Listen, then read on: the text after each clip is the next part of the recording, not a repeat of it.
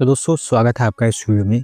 ज़रा इस वीडियो को देखिए। ये है भारत की अमृत भारत एक्सप्रेस, एक ऐसी ट्रेन जिसको इंट्रोड्यूस किया गया था उन पैसेंजर्स के लिए क्योंकि वंदे भारत जैसी प्रीमियम ट्रेन में ट्रैवल करना अफोर्ड नहीं कर सकते हैं, क्योंकि इस ट्रेन में सिर्फ जनरल और स्लीपर कोच ही लगाए जाते हैं और मेनली ये लॉन्ग डिस्टेंस रूट्स पर ऑपरेट होती है। अभी फिलहाल इस टाइप की 27 ट्रेन सेट्स और सर्विसेज भारत के अंदर अलग अलग रूट्स पर ऑपरेट हो रही हैं और क्योंकि अच्छी खासी ऑक्यूपेंसी देखने को मिल रही है, एक रिसेंट डेटा के अकॉर्डिंग हर ट्रेन में ऑलमोस्ट 100% से ऊपर ऑक्यूपेंसी देखने को मिली है। तो इसी कारण रेलवे अब इसके तीसरे वर्जन पर काम कर रही है, जहां पर एसी कोचेस को भी इस ट्रेन सेट्स में इंट्रोड्यूस किया जाएगा और ये वही ट्रेन होंगी जो आगे चलकर वो लॉन्ग डिस्टेंस ट्रेन जो कि एलएचबी कोचेस के साथ में ऑपरेट हो रही हैं उनको रिप्लेस कर देंगी। लेकिन दोस्तों यहाँ पर सवाल पैदा होता है कि रेलवे ऐसा करना क्यों चाहती है, जबकि हम ये तो जानती हैं कि एलएचबी रेक्स पहले से ही काफ़ी बेहतर है। तो आज इस वीडियो में इसी चीज़ के ऊपर बात होगी कि रेलवे ऐसा कर क्यों रही है। तो चलिए शुरू करते हैं। तो दोस्तों आप जानते हैं कि पिछले 10-15 सालों के अंदर अंदर भारत में हमें रेलवेज के एरिया में मैसिव ट्रांसफॉर्मेशन देखने को मिला है। रेल ट्रैक्स को अपग्रेड करके उनको फास्ट ट्रेन के कैपेबल बनाया गया है। स्टेशन का रीडेवलपमेंट चल ही रहा है, जहाँ पर कई स्टेशन छोटे स्केल पर रीडेवलप हो रहे हैं और कई स्टेशन को तो बहुत बड़े स्केल पर रीडेवलप किया जा रहा है। इसके साथ साथ बहुत सारे टाइप्स के नए ट्रेन सेट्स भी इंट्रोड्यूस किए गए हैं, जिसमें वंदे भारत और अमृत भारत जैसी ट्रेन इंक्लूड हैं। और इससे पहले हमने ये भी देखा है कि पहले देश के अंदर आईसीएफ कोचेस हुआ करते थे, जिनको बड़े स्केल पर और काफ़ी तेज़ी से एलएचबी कोचेस के साथ में रिप्लेस किया गया और अब लॉन्ग डिस्टेंस ट्रेन जो कि एलएचबी कोचेस के साथ में ऑपरेट हो रही हैं, इनको Amrit Bharat express train sets के साथ रिप्लेस किया जाएगा, जो वैसे तो एलएचबी डिज़ाइन को ही फॉलो करते हैं, लेकिन एग्जिस्टिंग एलएचबी कोचेस के कंपैरिजन में काफ़ी अच्छी टेक्नोलॉजीज़ का यहाँ पर इस्तेमाल किया गया है। और अगर इस चीज़ को आप ध्यान से देखें तो ये अपग्रेडेशन एक लगातार और कॉन्टिन्यूस प्रोसेस है, जो अभी आगे भी चलता ही रहेगा जैसे जैसे नई टेक्नोलॉजी देश में आएगी। लेकिन एलएचबी रेक्स को अमृत भारत रेक्स के साथ रिप्लेस करने में रेलवे ने फिलोसफी का काफ़ी इस्तेमाल किया है, क्योंकि पहले होता ये था कि अलग अलग कोचेस का एक होता था और फिर उसमें एक लोकोमोटिव लगा दिया जाता था आगे की तरफ। कई बार रिवर्स में सेकंड इंजन भी अटैच कर दिया जाता था।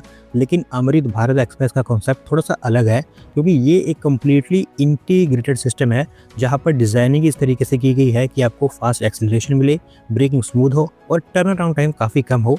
पुश पुल टेक्नोलॉजी यहाँ पर इस्तेमाल की गई है, जिसका मतलब है कि लोकोमोटिव्स को दोनों साइड्स पर लगाया जाता है, तो स्टेशंस पर इंजन चेंज करने की झंझट बिल्कुल यहाँ पर ख़त्म हो जाती है, जिससे कि इवेंचुअली रेलवेज का टर्न अराउंड टाइम काफ़ी ज़्यादा बच जाता है। एक बड़ा रीज़न इस रिप्लेसमेंट का एफिशिएंसी भी है। लॉन्ग डिस्टेंस ट्रेन जहाँ पर यूजुअली 24 से 36 आवर्स का हमें सफ़र करना होता है, उसमें पंक्चुअलिटी को मेंटेन करना एक काफ़ी बड़ा चैलेंज होता है। लेकिन अगर ट्रेन का एक्सीलरेशन बेहतर हो, ब्रेकिंग कंट्रोल्ड हो, तो ओवरऑल टाइम टेबल डिसिप्लिन में भी इंप्रूवमेंट देखने को मिलता है। डिमांड भी दोस्तों यहाँ पर काफ़ी बड़ा रोल प्ले करती है। हम देश में कितनी भी प्रीमियम ट्रेन क्यों ना चला लें, लेकिन रियलिटी अभी भी यही है कि देश की मेजॉरिटी जनरल और स्लीपर कोचेस में ही ट्रैवल करती है, क्योंकि उनके पास प्रीमियम ट्रेन में ट्रैवल करने के लिए उतना पैसा नहीं होता है। और जनरल और स्लीपर क्लास वाले जो कोचेस है वहाँ पर ही आपको ज़्यादातर प्रेशर देखने को मिलेगा। तो रेलवे ये चाहती है कि उनके लिए भी एक मॉडर्न, अफोर्डेबल और फास्ट ट्रेन सर्विस प्रोवाइड की जाए, और अमृत भारत एक्सप्रेस ट्रेन इस गैप को काफ़ी ईजिली और कम्प्लीटली फिल करती है। क्योंकि अगर इन लॉन्ग डिस्टेंस ट्रेन को Amrit Bharat express train sets के साथ रिप्लेस कर दिया जाता है, तो पैसेंजर एक्सपीरियंस तो बहुत बेहतर हो ही जाएगा। साथ ही साथ जो पहले लॉन्ग डिस्टेंस ट्रेन में हमें टिपिकल जर्क्स, कपलिंग नॉइसेस और वाइब्रेशन ऐसा फील आता था, वो अमृत भारत एक्सप्रेस में कंपैरेटिवली काफ़ी कम हो जाता है।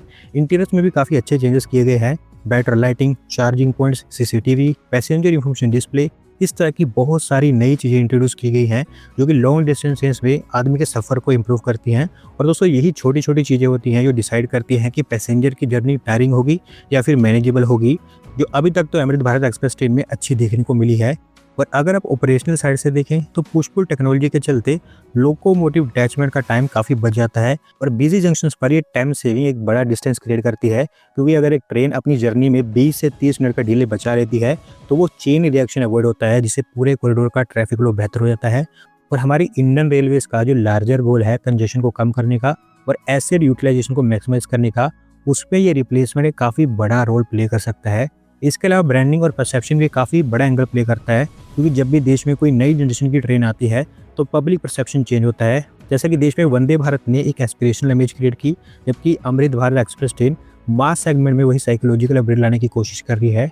और अगर दोस्तों इन सब चीज़ों को हटाकर आप बड़ी पिक्चर देखो तो ये स्टेप कोई आइसोलेटेड नहीं है।